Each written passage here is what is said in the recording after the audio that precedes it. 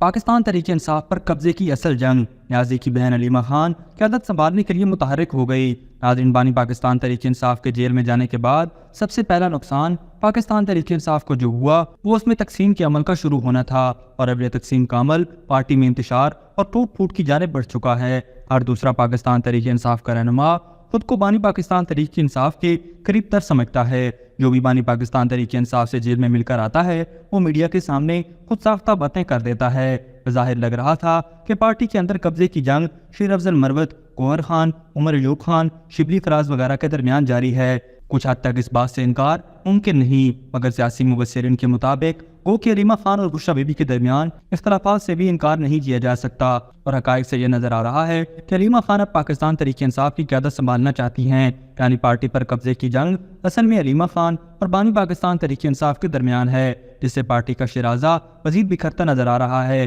بانی پاکستان تحریک انصاف اور علیمہ خان کے حوالے سے سیاسی تجزیہ کار اب کھل کر بات کر رہے ہیں اور مثالوں کے ساتھ ثابت کر رہے ہیں کہ بہن بھائی کے درمیان بظاہر سب ٹھیک نظر آنے والا حقیقتاً مختلف ہے۔ علیمہ خان بانی پاکستان تحریک انصاف کی قید کو استعمال کرنا چاہتی ہے۔ علیمہ خان اب پارٹی پر قبضے کی خواہش رکھتی ہے، اور دلچسپ بات یہ ہے کہ وہ بانی پاکستان تحریک انصاف کو مورے کے طور پر استعمال کر کے اپنا نام بنانا چاہتی ہے۔ سیاسی تجزیہ کاروں کے مطابق اسلام آباد کے علاقے تنور میں جلسے کی منسوخی اس کی واضح مثال ہے۔ جس طرح علیمہ خان جلسے کی منسوخی پر سیخ پا ہوئیں، انہوں نے اس حوالے سے سخت بیانات بھی داغے جو اس بات کے شواہد ہیں کہ علیمہ خان پوری طرح متحرک ہیں۔ علیمہ خان نے جلسہ منسوخ ہونے پر دو ٹوک الفاظ میں کہا کہ پاکستان تحریک انصاف کی موجودہ قیادت نہیں چاہتی کہ بانی پاکستان تحریک انصاف رہا ہو سکیں۔ اپنے شدید رد عمل میں ان کا یہ بھی سوال تھا کہ اعظم سواتی کیوں صبح سویرے بانی پاکستان تحریک انصاف سے ملنے گئے۔ ان کا یہ بھی کہنا تھا کہ چیئرمین پاکستان تحریک انصاف جیل سے باہر بیٹھا ہے، اس نے فیصلہ کیوں نہیں کیا۔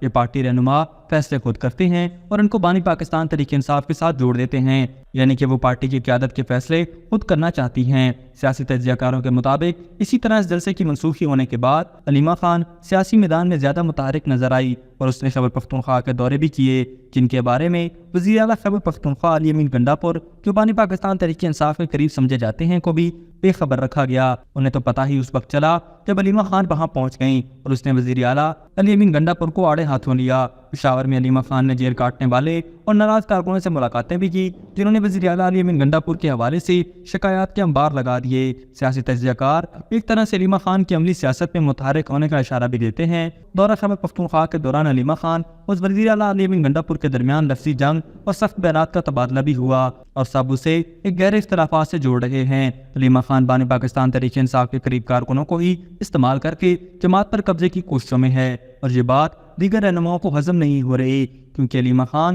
بانی پاکستان تحریک انصاف کی بہن ہے، اس لیے ان کے خلاف سوشل میڈیا ٹرولنگ بھی نہیں کی جا سکتی۔ گزشتہ چند دنوں کے درمیان علیمہ خان کی پارٹی ترجمان رؤف حسن کے ساتھ واٹس ایپ پیغامات بھی سیاسی تجزیہ کاروں کی نظر میں واضح اشارہ ہیں کہ علیمہ خان اب تمام معاملات کو اپنے ہاتھوں میں لینا چاہتی ہے۔ ان تمام عوامل کی وجہ سے اب پاکستان تحریک انصاف میں قبضے کی جنگ تیز ہوتی نظر آتی ہے، اور حیران کن بات یہ بھی ہے کہ بانی پاکستان تحریک انصاف اور دیگر رہنما اختلافات کی خبروں کو من گھڑت قرار دیتے ہیں، مگر ساتھ ہی سابق صدر عارف الوی کی زیر قیادت ایک کمیٹی بھی بناتے ہیں تاکہ پارٹی کے اندر اندرونی اختلافات کو ختم کیا جا سکے، جو اس بات کا واضح اشارہ ہے کہ پاکستان تحریک انصاف میں ٹوٹ پھوٹ اور انتشار پایا جاتا ہے۔ ابھی تک کے لیے صرف اتنا ہی۔ مزید دلچسپ اور تازہ ترین خبروں سے آگاہ رہنے کے لیے ہمارے چینل اسلام آباد انسائیڈر کو سبسکرائب کرنا مت بھولیے، اور اگر ہماری یہ ویڈیو آپ کو اچھی لگی ہے تو اسے لائک کر دیں اور اپنی قیمتی رائے کا اظہار نیچے دیے گئے کمنٹ سیکشن میں ضرور کریں۔